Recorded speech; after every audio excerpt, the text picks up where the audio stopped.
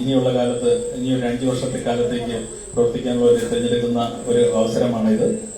ഈ ഒരു അവസരത്തിൽ ഇവിടെ നമുക്ക് വേണ്ടി ഇന്ന് ഈ നമ്മളുടെ സ്ഥാനാർത്ഥികൾ അവരുടെ ആശയങ്ങൾ ഒക്കെ തുറക്കാൻ വേണ്ടിയുള്ള ഒരു അവസരം നമ്മൾ ഉണ്ടാക്കിയിരിക്കുകയാണ്. എല്ലാവരെയും ഈ വേദിയിലേക്ക് സ്വാഗതം ചെയ്യുന്നു. നമ്മളുടെ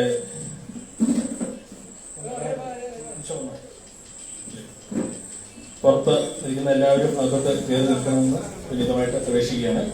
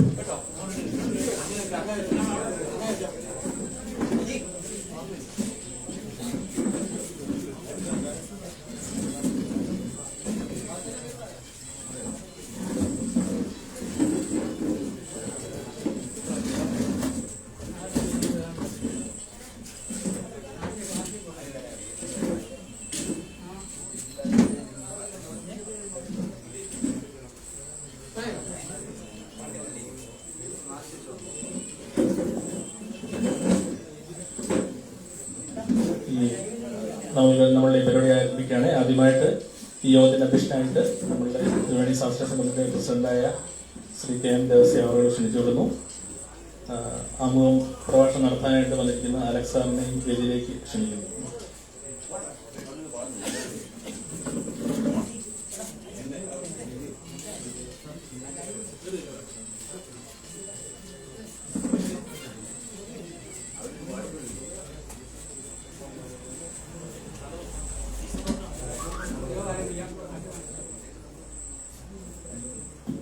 അതുകൊണ്ട് ഈശ്വര പ്രാർത്ഥന.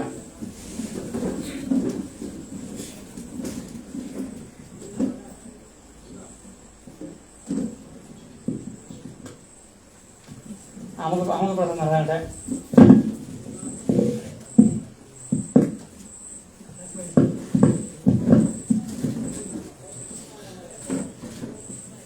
ഈ സ്ഥാനാർത്ഥി സംഗമത്തെ കുറിച്ച് ഉള്ള കാര്യങ്ങൾ വിശദീകരിക്കാനും നാടിന്റെ പ്രശ്നങ്ങൾ വിശദീകരിക്കാനും വളരെ പെട്ടെന്ന് തന്നെ ഈ കാര്യങ്ങളെല്ലാം വിശദീകരിക്കാൻ വേണ്ടി ഡോക്ടർ അലക്സ് പൈകനെ ക്ഷണിച്ചുകൊള്ളുന്നു.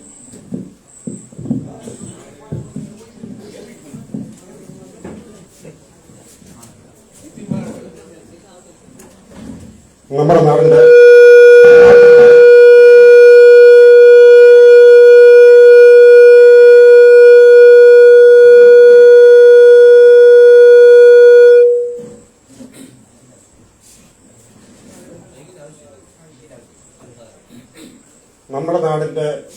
അടുത്ത 5 വർഷത്തെ എല്ലാ നന്മകളിലും തിന്മകളിലും സങ്കടങ്ങളിലും സന്തോഷങ്ങളിലും ദുഃഖങ്ങളിലും ഇരുളിലും വെളിച്ചത്തിലുമെല്ലാം നമ്മളോട് ചേർന്ന് നിൽക്കാൻ താല്പര്യപ്പെട്ട് ഇവിടെ എത്തിച്ചേർന്നിട്ടുള്ള സ്ഥാനാർത്ഥികളായിട്ടുള്ള വിശിഷ്ട വ്യക്തികൾ, പ്രത്യേകിച്ച് അഡ്വക്കേറ്റ് ML എബ്രഹാം, ബ്ലോക്ക് പഞ്ചായത്തിലേക്ക് മത്സരിക്കുന്ന നിഷ അലക്സ്, അതുപോലെ അനിമോൾ വർഗീസ്, ഔസേപ്പച്ചൻ കുണ്ടത്തിൽ, ത്രിവേണി സ്വാശ്രയ സംഘത്തിന്റെ വിശിഷ്ട അംഗങ്ങളെ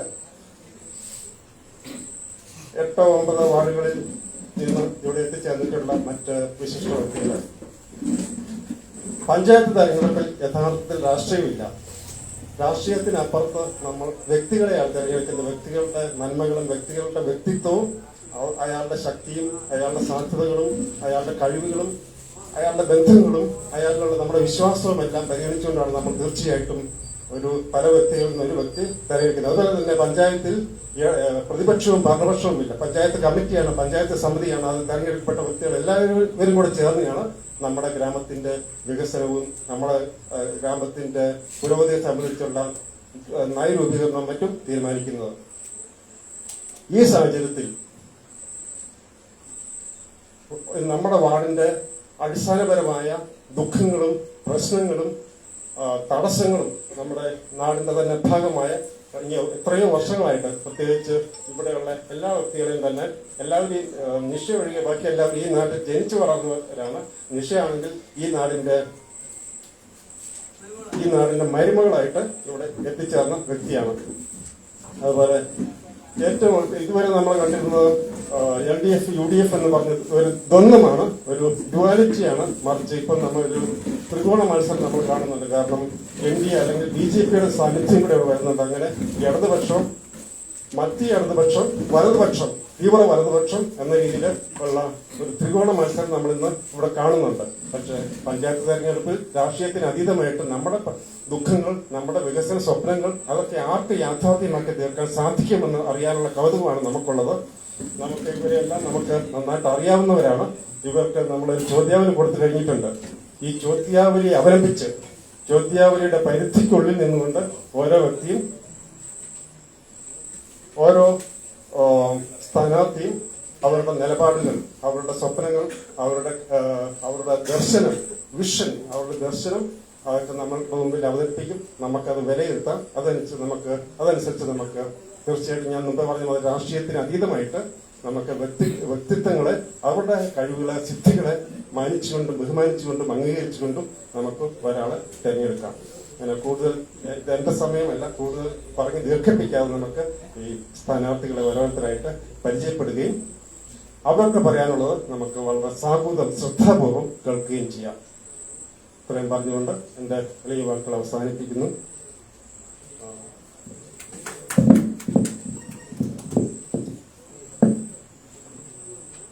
എനിക്ക് വളരെ സന്തോഷം തോന്നുന്നു. നമ്മളുടെ ഈ നാടിന്റെ അടുത്ത 5 വർഷം നയിക്കേണ്ട ആൾക്കാരെ തിരഞ്ഞെടുക്കേണ്ട അവരെല്ലാവരും ഏകദേശം എല്ലാവരും തന്നെ ഇവിടെ എത്തിച്ചേർന്നിരിക്കുകയാണ്.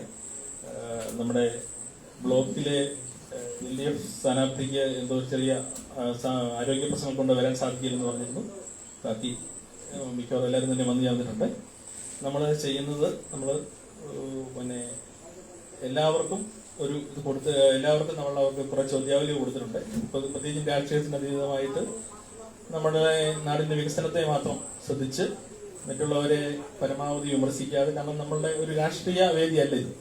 നമ്മൾ നാട്ടുകാര് നിങ്ങളെ ശ്രദ്ധിക്കുന്നു. കാരണം ഒരു പഞ്ചായത്ത് ഇലക്ഷൻ എന്ന് പറഞ്ഞാൽ നമ്മൾക്കറിയാം, നമ്മളുടെ ആവശ്യങ്ങൾ ഒരാൾ ചെന്ന് നമ്മുടെ ഒരു കാര്യം, നാടിന്റെ ഒരു കാര്യം ഉണ്ടെങ്കിൽ അത് എന്ന് അവതരിപ്പിക്കാനുള്ള ഒരു കഴിവ് ഉണ്ടായിരിക്കണം. അതുകൊണ്ട് തന്നെ നമ്മൾ പ്രത്യേകം ശ്രദ്ധിക്കുന്ന എല്ലാവരുടെയും ആ ഒരു കഴിവിനെ മാത്രമാണ്. അതാണ് നമ്മൾ ഇവിടെ പ്രത്യേകമായിട്ട് ഉദ്ദേശിച്ചിരിക്കുന്നത്. എല്ലാവരെയും ഒരിക്കൽ കൂടി സ്വാഗതം ചെയ്യുന്നു.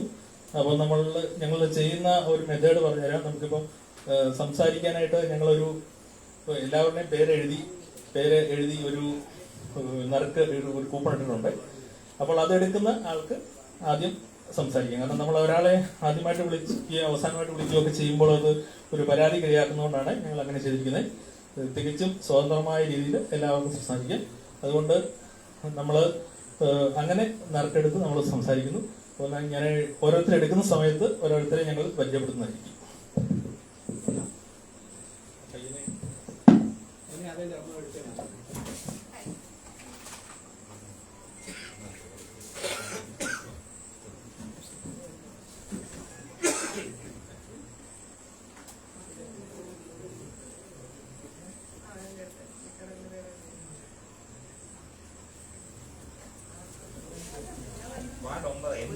വാർഡ് 9 NDA സ്ഥാനാർത്ഥി മാത്യു ആണ്.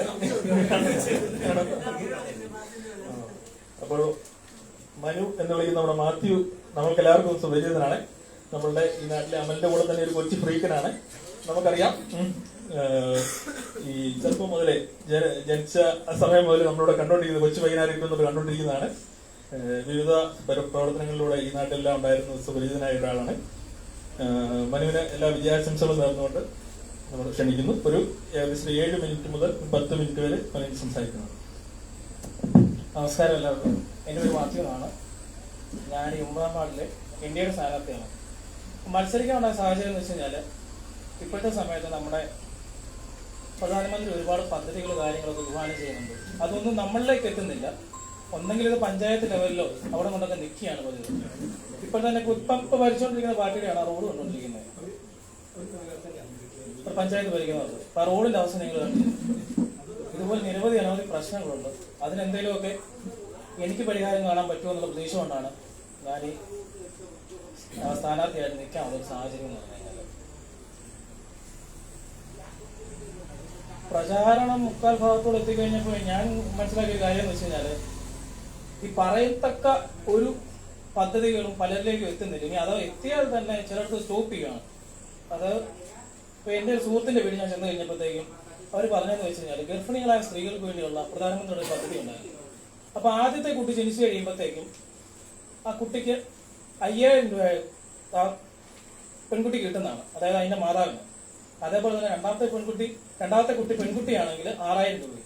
പക്ഷെ ഇത് നമ്മൾ ഈ സ്കൂളുകൾ കുട്ടികളുടെ ഇതില്ലേ അംഗനവാടികൾ വഴി കൊടുത്തു കഴിയുമ്പോഴത്തേക്കും അത് അവിടെ കൊണ്ട് സ്റ്റക്കായിട്ട് നിൽക്കുകയാണ്. നിങ്ങൾക്ക് ഇത് താല്പര്യമില്ലാതെ മേടിക്കാൻ താല്പര്യമില്ലാതെ എഴുതി കൊടുക്കണമെന്നുള്ള രീതിയിലാണ് സംസാരിക്കുന്നത്. കാരണം ഈ ഫണ്ടും കാര്യങ്ങളും ഓൾറെഡി കേന്ദ്രത്തിൽ നിന്ന് അലോട്ട് ചെയ്തിട്ടുണ്ട്, എല്ലാ പഞ്ചായത്തുകളിലുണ്ട്, ജില്ലാ അടിസ്ഥാനത്തിൽ ഇതെല്ലാം വിധിച്ചു കൊടുക്കേണ്ടതാണ് ജനങ്ങൾക്ക്. പക്ഷെ ഇത്തരം ഫണ്ടുകളൊക്കെ പലയിടത്തും ബ്ലോക്ക് ആയിട്ട് നിൽക്കുകയാണ്.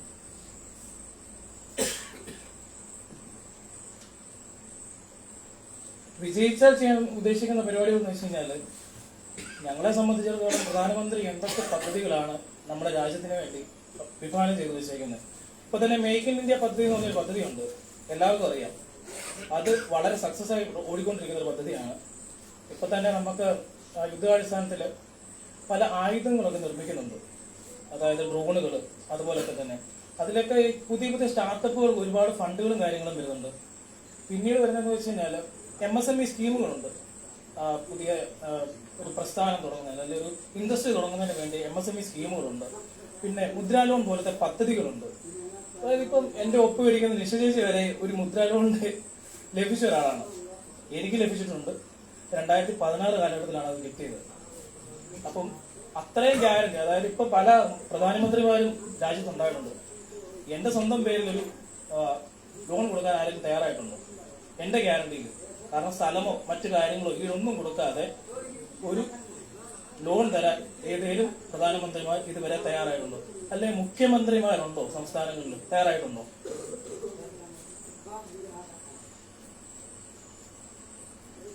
എതിർ സ്ഥാനാർത്ഥിയെ പറ്റി ഞാനല്ലോ ഗുണങ്ങൾ പറയുന്നത്, നിങ്ങൾ തന്നെ പറയുന്നല്ലേ പിള്ളേർ.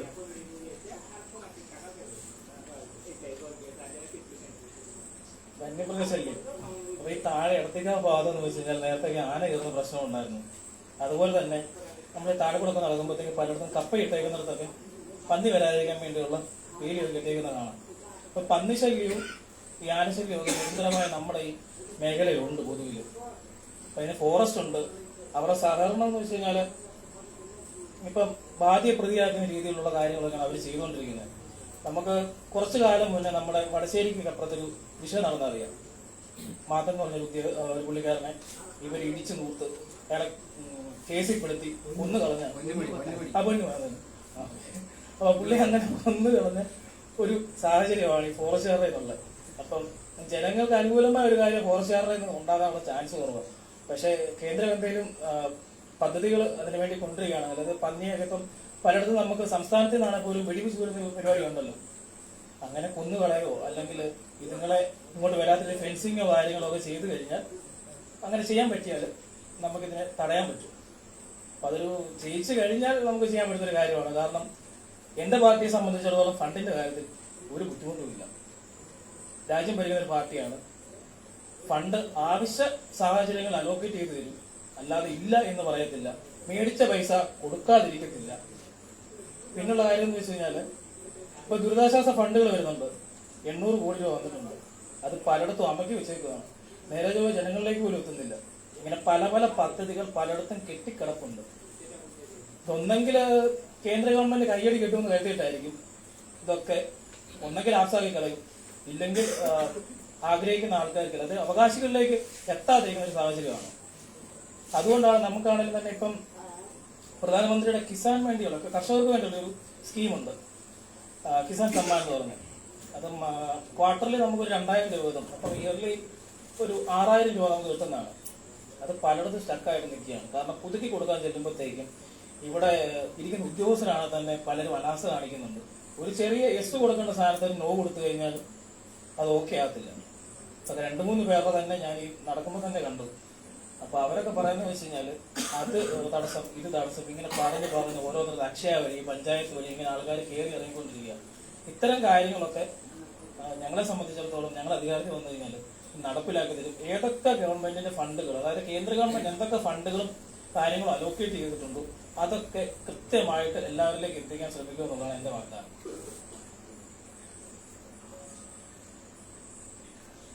പിന്നെ ഹരിതകർമ്മ സേന തൊഴിലുറപ്പ് പ്രവർത്തനങ്ങൾ, ജൽജീവൻ മിഷൻ. ഈ ജൽജീവൻ മിഷൻ തന്നെ ഇൻട്രൊഡ്യൂസ് ചെയ്തത് നമ്മുടെ സർക്കാരാണ്, കേന്ദ്ര സർക്കാരാണ്. ഏകദേശം ഒരു 1 ലക്ഷം കോടിയിലധികം ആൾക്കാർക്ക് ഇതിപ്പം അതിന്റെ ഗുണഭോക്താക്കളായിട്ടുണ്ട്. അത്ര ആൾക്കാരിലേക്ക് ഇത് എത്തിയിട്ടുണ്ട്. പലയിടത്തും ഈ വെള്ളം കിട്ടുന്ന പ്രസ്ഥാനങ്ങൾ പലതും കൂടുന്നത് തന്നെ ജൽജീവൻ മിഷന്റെ പേരിലാണ്. നമുക്ക് പലയിടത്തും കാണാം ഈ ബോർവെൽ അടിക്കുന്ന വരെയുണ്ട് ഇപ്പം, അതായത് കുഴൽക്കിണർ കുത്തിക്കുന്ന സംഭവങ്ങൾ വരെ ഉണ്ട് ഈ ജൽജീവൻ മിഷന്റെ കീഴിൽ. ഹരിതകർമ്മ സേന ഇപ്പൊ ഈ സ്വച്ഛ് ഭാരത് എന്ന് പറയുന്നത് നിങ്ങൾ കണ്ടിട്ടുണ്ടല്ലോ, അതിന്റെ ബാക്കി പത്രമാണ് ഇവിടെ കാണുന്ന ഈ ഹരിതകർമ്മ സേന ചെയ്തുകൊണ്ടിരിക്കുന്ന വർക്കുകളെല്ലാം തന്നെ. ഇവര് പക്ഷെ നമ്മുടെ കോൺഗ്രസ് ചെയ്യേണ്ട ഒരു പണിയാണ്. കാരണം ഗാന്ധിജിയാണ് ഇതിനെപ്പറ്റി കൂടുതലായിട്ട് കാര്യങ്ങളെപ്പറ്റി സംസാരിച്ചേക്കുന്നത് തന്നെ. പക്ഷെ അതൊന്നും കോൺഗ്രസ് ഇൻട്രൊഡ്യൂസ് ചെയ്തിട്ടില്ല.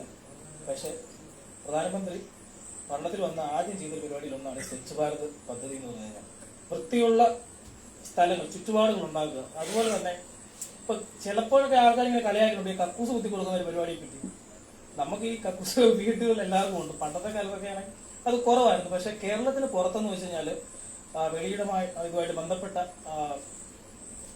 അതിനുള്ള സാഹചര്യങ്ങളില്ല.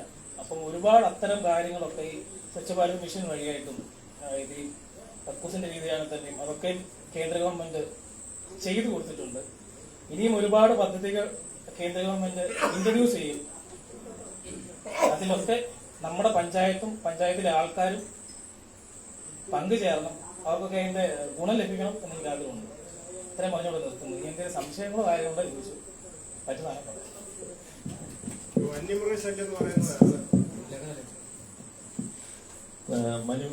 മനുവിന്റെ മനുവിന് വളരെ നന്ദി പറയുന്നു. നല്ല ഒരു പ്രാസംഗികനുള്ള ശൈലിയെല്ലാം മനുവിനുണ്ട്. മനുവിന് എല്ലാവിധ വിദ്യാഭ്യാസങ്ങളും തരുന്നു. അടുത്ത മാർക്കെടുക്കാൻ വേണ്ടി മനുവിനെ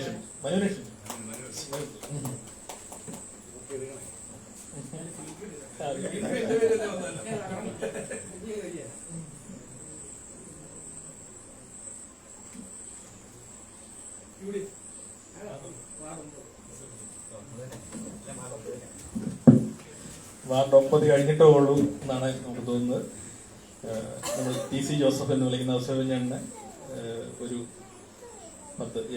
എനിക്കൊരു 50 വയസ്സുണ്ട്. 50 വർഷം കൊണ്ട് ഒരു 45 വർഷമായിട്ട് എനിക്ക് നല്ല പരിചയമുണ്ട്. ഷിബാസ് ജോലി ചെയ്യുന്നു. ജോവാൻസ് എന്ന് പറഞ്ഞൊരു കട നടത്തി വിവിധമായ പരിപാടികളിലൂടെ ഈ നാട്ടിൽ ഉണ്ടായിരുന്നു. അന്നും ഇന്നും എല്ലാം ഒരേ സ്വഭാവം എന്ന് പറഞ്ഞാൽ വളരെ ഒരു മാറ്റവും. എളിമയാണ് എളിമ. നല്ല എല്ലാവരോടും സംസാരിക്കും, ചിരിക്കും. അതൊരു ഒത്തിരി നല്ല ഗുണങ്ങളുള്ള സെവിൻചേട്ടനാണ്. സെവിൻചേട്ടനെ പ്രത്യേകിച്ചും സ്വാഗതം ചെയ്യുന്നു. എല്ലാവിധ വിജയാശംസകളും നേരുന്നു. മൈക്ക് കൈമാറുന്നു.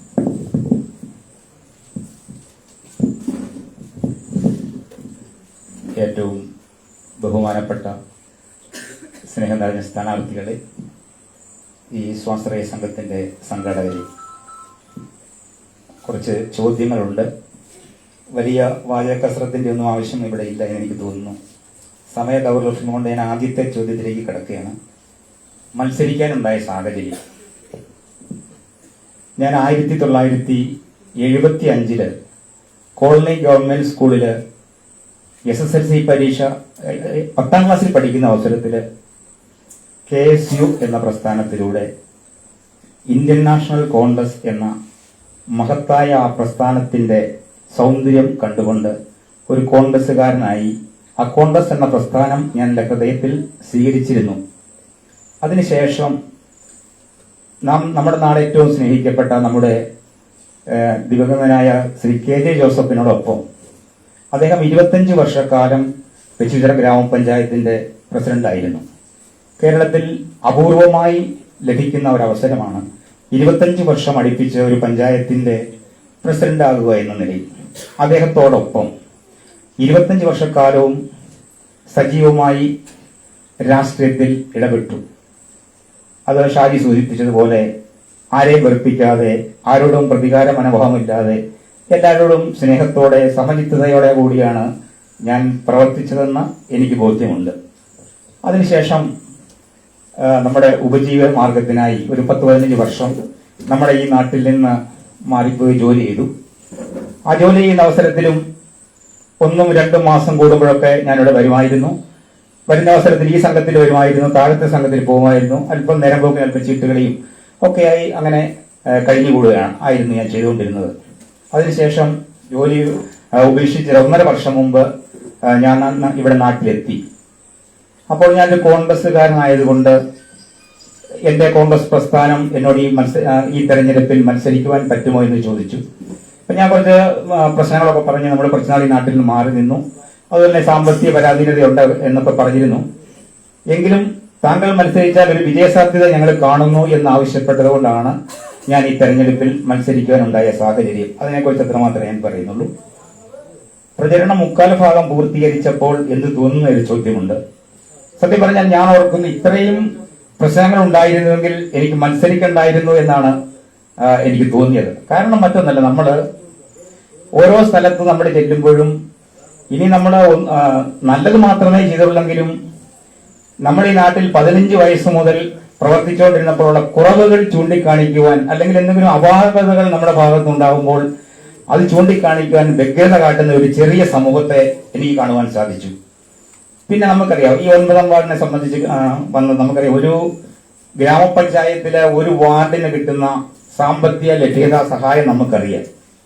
പക്ഷെ ഇവിടെയുള്ള ഈ മുഴുവൻ ജനങ്ങളെയും അവരുടെ ആഗ്രഹം അനുസരിച്ച് അവർക്ക് ഫണ്ടുകൾ നൽകി, അവർക്ക് വീടുകൾ നൽകി, അവർക്ക് റോഡുകൾ നൽകി, അവർക്ക് സ്റ്റെപ്പുകൾ കെട്ടിക്കൊടുത്ത് പരിപാലിക്കുവാൻ ഒരു ഗ്രാമപഞ്ചായത്തിന്റെ ഒരു വാർഡിന് സാമ്പത്തിക ശേഷി ഇല്ല എന്നുള്ളത് നമുക്കറിയാം. അതുകൊണ്ട് ചെല്ലുമ്പോഴൊക്കെ ഒരുപക്ഷെ ഒരു 200 മീറ്ററെങ്കിലും നടന്നു മാത്രമേ റോഡിൽ നിന്ന് ഒരു വീട്ടിൽ എത്തിച്ചേരുവാൻ സാധിക്കുള്ളൂ. അങ്ങനെ പല വീടുകൾ ഞാൻ 9ാം വാർഡിൽ കണ്ടു. പക്ഷെ അവരുടെയൊക്കെ ആവശ്യം ഇതാണ്, ഒരു സ്റ്റെപ്പ് കെട്ടിത്തരണം. പക്ഷെ ഒരു വീടിന്, ഞാൻ പഞ്ചായത്ത് മെമ്പറായി ഇതിന്റെ നിയമങ്ങളൊന്നും എനിക്കറിയത്തില്ല, പക്ഷെ ഇവിടെയുള്ള മെമ്പർമാരോട് ഞാൻ ഇങ്ങനെ ചോദിച്ചപ്പോൾ അവർ പറഞ്ഞത്, അങ്ങനെ ഒരു വീടുണ്ടെങ്കിൽ അങ്ങനെ ഒരു സ്റ്റെപ്പ് കൊടുക്കുവാനോ വഴി കൊടുക്കുവാനോ ഒന്നും സാധിക്കില്ല. അല്ലെങ്കിൽ 2 സൈഡിലുള്ള ആൾക്കാർ സ്ഥലം കൊടുക്കണം. അതുകൊണ്ട് അങ്ങനെ വഴി പ്രശ്നം പറഞ്ഞ ഒരുപാട് ആൾക്കാരുണ്ട്. മാത്രമല്ല ശുചിമുറികൾ ലഭിക്കാത്ത ഭവനങ്ങളുണ്ട്. അന്വേഷിച്ചപ്പോൾ എന്താ, അവര് അപേക്ഷ വെച്ചിട്ടില്ല, ഗ്രാമസഭയിൽ പങ്കെടുക്കുന്നില്ല. അതുപോലെ ഈ പ്രാവശ്യം പല വീടുകളിലും ഞാൻ പറഞ്ഞു, അപ്പുറത്തെ വീട്ടിൽ ചെടിച്ചട്ടി കിട്ടി, എനിക്ക് കിട്ടിയില്ല. അപ്പോൾ ഞാൻ അന്വേഷിച്ചപ്പോൾ പറഞ്ഞു, ഞങ്ങൾ ഗ്രാമസഭകളിൽ പങ്കെടുത്തില്ല, അതുപോലെ തന്നെ അപേക്ഷയും വെച്ചിട്ടില്ല. അപ്പൊ ആ സാഹചര്യത്തിൽ നമുക്കറിയാം, ഒരു ഗ്രാമസഭയിൽ പങ്കെടുക്കണം, അപേക്ഷ വെക്കണം, അതിന്റെ തുടർ നടപടികൾ നമ്മൾ പൂർത്തീകരിച്ചെങ്കിലേ ഓരോ കാര്യങ്ങൾ നമുക്ക് ലഭിക്കാനുള്ള ആനുകൂല്യങ്ങൾ ലഭിക്കുകയുള്ളൂ. അത് ആ ജനം ബോധ്യപ്പെടുത്താതിന്റെ പേരിലാണ് കുറച്ച് ആനുകൂല്യങ്ങൾ നഷ്ടപ്പെട്ടത്. അവരെ ഞാൻ പറഞ്ഞ് മനസ്സിലാക്കി, ഇനി ആര് വന്ന് ജയിച്ചാലും നിങ്ങൾക്ക് ആനുകൂല്യങ്ങൾ ലഭിക്കണമെങ്കിൽ അതിന് പ്രോട്ടോകോൾ ഉണ്ട്, നിയമമുണ്ട്. അതനുസരിച്ച് പഞ്ചായത്തിൽ അപേക്ഷ സമർപ്പിക്കുക, അതുപോലെ തന്നെ ഗ്രാമസഭകളിൽ പങ്കെടുക്കുക. അപ്പോൾ നിങ്ങൾക്ക് കിട്ടുന്ന സാഹചര്യമുണ്ടെങ്കിൽ നിങ്ങൾക്ക് ലഭിക്കും എന്നാണ് അവരോട് ഞാൻ പറഞ്ഞത്. വിജയിച്ചാൽ ചെയ്യുവാൻ ഉദ്ദേശിക്കുന്ന പ്രവൃത്തികൾ, അത് ഞാൻ നേരത്തെ സൂചിപ്പിച്ചതുപോലെ തന്നെ നമുക്കറിയാം, ഒരു വാർഡിനെ സംബന്ധിച്ച് നമുക്ക് ലഭിക്കുന്ന ഫണ്ടുകൾ എത്രമാത്രം എങ്ങനെ വിനിയോഗിക്കണമെന്ന്, വിനിയോഗിച്ചാൽ അവർക്ക് എല്ലാ കാര്യങ്ങളും ലഭ്യമാകും നമുക്കറിയാം. അതനുസരിച്ച് ഞാൻ വലിയ വാഗ്ദാനങ്ങൾ, അല്ലെങ്കിൽ റോഡ് നന്നാക്കി കൊടുക്കാം, അല്ലെങ്കിൽ നിങ്ങൾക്ക് വീട് തരാം, അല്ലെങ്കിൽ നിങ്ങൾക്ക് ഇന്നത് ചെയ്യാം എന്ന് ഞാൻ ആരോടും പറഞ്ഞിട്ടില്ല. ഞാൻ പറഞ്ഞത് ഫണ്ടുകൾ ലഭ്യമാകുന്നതനുസരിച്ച് നിയമാനുസൃതമായി നിങ്ങൾ അർഹരാണെങ്കിൽ അതിൽ വെള്ളം ചേർക്കാതെ, അതിൽ രാഷ്ട്രീയം കാണാതെ, ജാതി മത വർഗ വർണ്ണ വ്യത്യാസമില്ലാതെ ആനുകൂല്യം നിങ്ങൾക്ക് ലഭ്യമാക്കും എന്ന ഒരൊറ്റ ഉറപ്പ് മാത്രമേ ഞാൻ അവർക്ക് കൊടുത്തിട്ടുള്ളൂ. ഞാൻ ജയിച്ചാൽ അങ്ങനെ മാത്രമേ പ്രവർത്തിക്കുകയുള്ളൂ. പരാജയപ്പെട്ടാൽ എന്തായിരിക്കും ഇവിടെ പ്രവർത്തനങ്ങൾ? നിങ്ങൾക്കറിയാം, ഞാൻ കുറച്ചു കാലം ഈ നാട്ടിൽ നിന്ന് മാറി നിന്നു. എങ്കിലും ഇപ്പോൾ ഞാൻ പരാജയപ്പെട്ടാലും ഇതുപോലെ തന്നെ ഈ നാടിന്റെ ഐശ്വര്യത്തിനും പുരോഗതിക്കും വേണ്ടി ഇത്രയും നാളും പ്രവർത്തിച്ചതിലുപരി, കാരണം എനിക്ക് 65 വയസ്സായി, ഇനിയിപ്പോ നമുക്ക് വേറൊരു തൊഴിൽ ചെയ്യാനൊന്നും സാധ്യമല്ല. അതുകൊണ്ട് പരാജയപ്പെട്ടാൽ ഇപ്പോഴുള്ളതിനേക്കാൾ കൂടുതൽ ഊർജ്ജസ്വലനായി ഈ സമൂഹത്തിന് വേണ്ടി പ്രവർത്തിക്കണമെന്നാണ് ഞാൻ ആഗ്രഹിച്ചത്. അതുകൊണ്ടാണ് ഞാൻ ഈ പ്രാവശ്യം സ്ഥാനാർത്ഥിയാകാൻ തീരുമാനിച്ചതിന്റെ ഒരു ഘടകവും.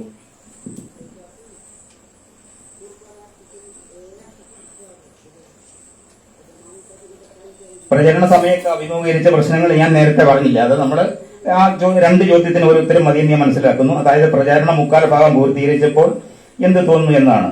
അതാണ് ഞാൻ പറഞ്ഞ ആ കാര്യങ്ങൾ തന്നെ. പിന്നെ എതിർ സ്ഥാനാർത്ഥിയെ പറ്റി ഉള്ള അഭിപ്രായം, നമ്മുടെ സത്യത്തിൽ ഞാൻ നോക്കുമ്പോൾ ഇതൊരു വ്യക്തിഗത മത്സരമായിട്ട് ഞാൻ കണക്ക് കൂട്ടുന്നില്ല. പക്ഷെ നമ്മൾ ഇതൊരു രാഷ്ട്രീയ മത്സരം തന്നെയാണ് ശരിക്കും അല്ലേ? തീർച്ചയായിട്ടും നമ്മുടെ ഗ്രാമപഞ്ചായത്തുകളിലാണെങ്കിലും ഇന്നത്തെ കാലഘട്ടത്തിൽ ഒരു 80% ഇത് രാഷ്ട്രീയ മത്സരം തന്നെയാണ്. പിന്നെ ഒരു 20% ഞാൻ കണക്ക് കൂട്ടുന്നുള്ളൂ. വ്യക്തിഗതമായ ഗുണഗണങ്ങൾ കൊണ്ട് ചിലപ്പോൾ അങ്ങോട്ടും ഇങ്ങോട്ടും ഒക്കെ വോട്ടുകൾ മാറിപ്പോകാം. അതുകൊണ്ട് നമ്മുടെ എന്നെ സംബന്ധിച്ച് പറയുകയാണെങ്കിൽ ഈ സ്ഥാനാർത്ഥികൾ എല്ലാം നല്ല ഗുണമേന്മയുള്ളവരാണെന്ന് തന്നെയാണ് എന്റെ അഭിപ്രായം. അടുത്ത വന്യമൃഗശല്യമാണ്. നമുക്കറിയാം ഈ പഞ്ചായത്ത്, നമ്മുടെ ഈ ഗ്രാമം, ഈ വാർഡിന്റെ ഒരു ഭാഗം ഒരു പുഴയുടെ അതിർത്തിയാണ്, അങ്ങേയറ്റം വനമാണ്. ഒരുപക്ഷെ നമ്മുടെ ഗ്രാമപഞ്ചായത്തിന്റെ ഈ വാർഡിനെ സംബന്ധിച്ച് അതിനെ പ്രതിരോധിക്കുവാനുള്ള ഒരു പരിപാടിയും നമുക്കില്ല. വന്യമൃഗശല്യം, അതിനുവേണ്ടി ഒരു ബില്ല് നമ്മുടെ നിയമസഭയിൽ അടുത്ത കാലത്ത് പാസാക്കി. പക്ഷെ ആ പാസാക്കിയ നിയമം കേന്ദ്രം നടപ്പാക്കിയ അംഗീകരിച്ചാൽ മാത്രമേ നമുക്ക് ഇവിടെ അത് നടപ്പാക്കാൻ സാധിക്കുള്ളൂ. പക്ഷെ അത് ഒരു കാരണവശാലും അതിന്റെ നിയമാവലി, അതിന്റെ കാര്യങ്ങൾ നമ്മൾ പഠിച്ചു കഴിഞ്ഞാൽ ഒരു കാരണവശാലും കേന്ദ്രം അതിന് അംഗീകാരം നൽകുകയില്ല. അത് നടപ്പാക്കാൻ പോകുന്ന കാര്യവുമല്ല. ആയതുകൊണ്ട് ഈ ഗവൺമെന്റ് അതിന് മറ്റെന്തെങ്കിലുമൊക്കെ മാർഗങ്ങൾ കണ്ടുപിടിച്ച് ഇതിൽ നിന്ന് മോചനം നേടാം. ഒരു ഗ്രാമപഞ്ചായത്തിനെ സംബന്ധിച്ച് വന്യമൃഗ ശല്യങ്ങളിൽ നിന്ന് മോചനം നേടാൻ നമുക്ക് ഒന്നും ചെയ്യാൻ സാധിക്കുകയില്ല എന്നാണ് എന്റെ അഭിപ്രായം. ഇനി അല്ലെങ്കിൽ അത് തിരുത്താം. റോഡിന്റെ ശോചനീയാവസ്ഥ നമുക്കറിയാം. ഈ നമ്മെ സംബന്ധിച്ച് വെച്ചിച്ചിറ പഞ്ചായത്തിനെ സംബന്ധിച്ച് പറയുകയാണെങ്കിൽ, ഞാൻ ഈ കഴിഞ്ഞ ഞങ്ങളുടെ പൊതുയോഗത്തിനൊക്കെ ഈ പഞ്ചായത്തിലെ മുഴുവൻ വാർഡുകളും റോഡുകളിലും ഞാൻ കറങ്ങിയിട്ടുണ്ട്. പക്ഷേ വളരെ ചുരുക്കം ചില റോഡുകൾ മാത്രമാണ് പൊട്ടിക്കളഞ്ഞു കിടക്കുന്നത്. അതായത് വെച്ചിച്ചിറ മണ്ഡലം കോൺഗ്രസ് കമ്മിറ്റിയുടെ നേതൃത്വത്തിൽ ഞങ്ങൾ അവിടെ കറങ്ങിയിരുന്നു. പക്ഷെ ഉൾ റോഡുകൾ മുഴുവനും ഒന്നെങ്കിൽ കോൺക്രീറ്റ് അല്ല ടാറിംഗ് ആണ്. വളരെ അപൂർവമായി മാത്രമേ അങ്ങനെ പൊട്ടിപ്പടഞ്ഞു കിടപ്പെടും. നമ്മുടെ ഈ പ്രദേശത്ത് DCL പടി എന്നൊരു റോഡുണ്ട്, നമുക്കറിയാം. ഞാൻ അതിനെപ്പറ്റി ഈ വാർഡ് മെമ്പറിനോടും അതുപോലെ പ്രസിഡന്റിനോടും ഒക്കെയായി സംസാരിച്ചു. അങ്ങനെ സംസാരിച്ചപ്പോൾ അവർ പറഞ്ഞത് ഈ റോഡ് ടെൻഡർ കഴിഞ്ഞതാണ്, അടുത്ത മാർച്ച് 31 വരെ അവർക്ക് കാലാവധിയുണ്ട്. ഞാനത് ശരിയാണെന്ന് അറിയാൻ വേണ്ടി ഇന്നലെ ഒരു വിവരാവകാശ നിയമപ്രകാരം ഞാൻ ഒരു അപേക്ഷ പഞ്ചായത്തിൽ സമർപ്പിച്ചിട്ടുണ്ട്. അപ്പൊ ഇന്ന് ഞായറാഴ്ച ആയതുകൊണ്ട് അതിന് മറുപടി ഇല്ല. നാളെ 10 മണിക്ക് മറുപടി തരാമെന്ന് പറഞ്ഞു.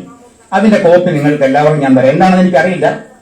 അതായത് ഈ 9ാം വാർഡിൽ നടത്തിയ റോഡിന്റെ വർക്കുകളെ പറ്റിയും വെച്ച കരാറിന്റെ പൂർണ്ണ രൂപമാണ് ഞാൻ ആവശ്യപ്പെട്ടിരിക്കുന്നത്. അത് ലഭ്യമാകുമ്പോൾ ഞാൻ നിങ്ങൾക്ക് തരുന്നതാണ്.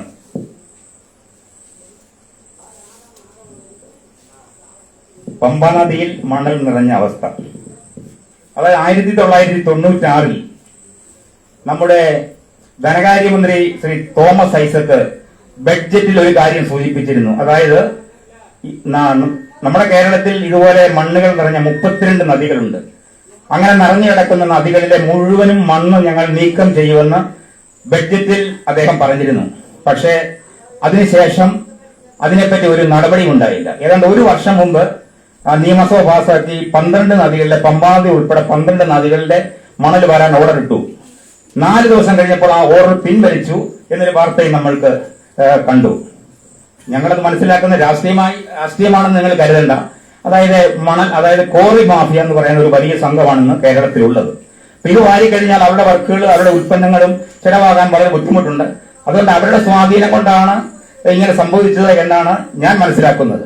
അതുകൊണ്ട് നമ്മെ സംബന്ധിച്ച് പറയുവാണെങ്കിൽ ഒരു ഗ്രാമപഞ്ചായത്തിന്റെ ഒരു വാർഡ് മെമ്പർക്ക് ഇതുമായി ബന്ധപ്പെട്ട് യാതൊന്നും ചെയ്യുവാൻ കഴിയുമെന്ന് എനിക്ക് തോന്നുന്നില്ല. ഇനി അങ്ങനെ എന്തെങ്കിലും നിയമം വരികയാണെങ്കിൽ അതനുസരിച്ച് നമുക്ക് നീങ്ങാൻ സാധിക്കും. പ്ലാസ്റ്റിക് മാലിന്യം നീക്കം ചെയ്യുന്ന പ്രവൃത്തി, അത് നമ്മുടെ ഹരിതകർമ്മസേന വെച്ചിച്ചിറ പഞ്ചായത്തിൽ നമ്പർ 1 ആയി പ്രവർത്തിക്കുന്ന ഒരു സംഘടനയാണ് ഹരിതകർമ്മസേന. നമുക്കറിയാം ഇവിടെ വീടുകളിലെല്ലാം വന്ന് പ്ലാസ്റ്റിക് അവർ ശേഖരിക്കുന്നുണ്ട്. ഇനി ശേഖരിച്ചില്ലെങ്കിൽ പോലും നമ്മൾ 50 രൂപ വീതം കൊടുത്ത് അത് ശേഖരിച്ച് കൊണ്ടുപോയി തന്നെ നല്ലൊരു പ്ലാന്റ് വെച്ചിച്ചിറയുണ്ട്. അത് പിന്നെ അല്ലാതെ മാലിന്യം വന്നെങ്കിൽ അതൊക്കെ നമ്മുടെ ഉത്തരവാദിത്വമാണ്. അവരതുപോലെ പഞ്ചായത്ത് ഹരിതകർമ്മസേനയെ നിയോഗിച്ചുകൊണ്ട് ആ കാര്യങ്ങളെല്ലാം നടത്തുന്നുണ്ട്.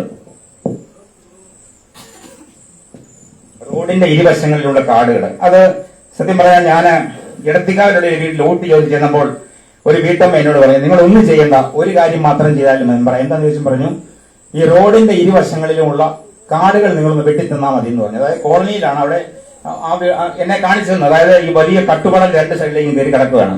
നടുക്ക് അങ്ങോട്ടും ഇങ്ങോട്ടും നമുക്ക് ഒരു വണ്ടി പോയാൽ സൈഡിൽ പോകത്തില്ല. അപ്പൊ അവരെന്നോട് പറഞ്ഞു അത് അങ്ങനെ ചെയ്തു തരണം എന്ന് പറഞ്ഞു. ഞാൻ പറഞ്ഞു തീർച്ചയായിട്ടും അതിനങ്ങനെ പദ്ധതി ഉണ്ടെങ്കിൽ അത് നമ്മൾ ചെയ്തു തരും. അപ്പൊ കഴിഞ്ഞ ദിവസം ഞാൻ മെമ്പറെ കണ്ട് ചോദിച്ചു, ഇതുപോലെ ഈ തൊഴിലുറപ്പ് പദ്ധതിയിൽ ഉൾപ്പെടുത്തി ഈ റോഡിന്റെ സൈഡ് ക്ലിയർ ആക്കത്തില്ല എന്ന് ചോദിച്ചു. അപ്പൊ നമ്മുടെ മെമ്പർ പറഞ്ഞു അങ്ങനെ ഒരു ചെയ്യാൻ പാടില്ലെന്നാണ് പറയുന്നത്, പക്ഷെ പല പഞ്ചായത്തുകളിലും ചെയ്യുന്നുണ്ട്. അതിന്റെ പൂർണ്ണവരെ എനിക്ക് അറിഞ്ഞുകൂടാ. കഴിഞ്ഞ ദിവസം ഞാൻ പൊലച്ചിയിൽ പോയപ്പോൾ റോഡിന്റെ സൈഡ് അവര് വൃത്തിയാക്കുന്നുണ്ട്. ഞാനത് ജയിച്ചു കഴിഞ്ഞാൽ ഒരു പ്രഥമ പരിഗണന കൊടുത്ത് അത് ഞാൻ അതിനൊരു ഊന്നൽ കൊടുക്കും. കാരണം നമുക്കുള്ള ബുദ്ധിമുട്ട് പല റോഡുകൾ ഇവിടെയൊക്കെ എന്ന് പറഞ്ഞാൽ പിന്നെ നമുക്ക് ഇത്രയുമില്ല. നമ്മുടെ ഷാജിയിലൊക്കെ കുടുംബമാണ്, അവരെപ്പോഴും അവരുടെ വീട് പോലെ അവരുടെ മുറ്റം പോലെ റോഡിന്റെ സൈഡുകൾ കാട് വെട്ടിത്തെളിച്ചിടും. പക്ഷെ നമുക്ക് എല്ലാവരോടും പറയാൻ പറ്റും നിങ്ങളുടെ വീടിന്റെ വശങ്ങളിൽ നിങ്ങൾ ചെയ്യണമെന്ന്. പക്ഷെ അതിനങ്ങനെ ഒരു ഉണ്ടെങ്കിൽ നമ്മളത് ചെയ്യുന്നതായിരിക്കും. പൊതു നടപ്പുവഴിയുടെ ശോചനീയാവസ്ഥ. പൊതു നടപ്പുവഴി ഉദ്ദേശിക്കുന്നത് എങ്ങനെ? നമ്മുടെ മെയിൻ റോഡല്ലല്ലോ. നമ്മുടെ പൊതു നടപ്പുവഴി എന്ന് പറഞ്ഞാൽ 2, 3, 4 വീടുകളിലേക്കൊക്കെ പോകുന്ന നമ്മുടെ മെയിൻ റോഡിൽ നിന്ന് ഉള്ളിലേക്ക് പോകുന്ന റോഡുകളുടെ ശോചനീയാവസ്ഥ വളരെ മോശം തന്നെയാണ്. പരമാവധി ഈ ഇവിടുത്തെ ഫണ്ട് അനുസരിച്ച് ഞാൻ മെമ്പർമാരോട് സംസാരിച്ചപ്പോൾ അവർ ചെയ്തു. ഫണ്ടിന്റെ അപര്യാപ്തതയുണ്ട്. കാരണം നമുക്കറിയാം, അതായത് കഴിഞ്ഞ ബഡ്ജറ്റിൽ വകയിരുത്തിയത് ഇതുപോലുള്ള വികസന പ്രവർത്തനങ്ങൾക്ക് വകയിരുത്തിയതിൽ 48,000 കോടി രൂപയുടെ വെട്ടിക്കുറവ് വരുത്തിയിട്ടുണ്ട്. അപ്പൊ നമുക്കറിയാം പഞ്ചായത്ത് ഒരു ബഡ്ജറ്റ് അവതരിപ്പിച്ചിട്ട് അവർ പദ്ധതി നിശ്ചയിക്കും, റോഡിന് ഇത്ര രൂപ, അല്ലെ തോടിന് ഇത്ര രൂപ, അല്ലെ വീടിന് ഇത്ര രൂപ. പക്ഷെ അവസാനം ഈ ഗവൺമെന്റ് സാമ്പത്തിക ഞെരുക്കം മൂലം ഈ ഫണ്ട് വെട്ടിക്കുറയ്ക്കുമ്പോൾ അതനുസരിച്ച് അവർ വാഗ്ദാനം ചെയ്തൊന്നും നടപ്പാക്കാൻ സാധിക്കില്ല. അതുകൊണ്ടാണ് വീടുകൾക്കൊക്കെ കുറച്ച് പണം കിട്ടി, അവസാനത്തെ ഗഡു കിട്ടിയില്ല എന്നൊക്കെ ഇങ്ങനെ പറയുന്നത്. ഇപ്പൊ സാമ്പത്തിക പരാധീനത നമ്മുടെ ഗവൺമെന്റിനെ ബാധിച്ചു എന്ന് എല്ലാവർക്കും അറിയാവുന്ന കാര്യമാണ്.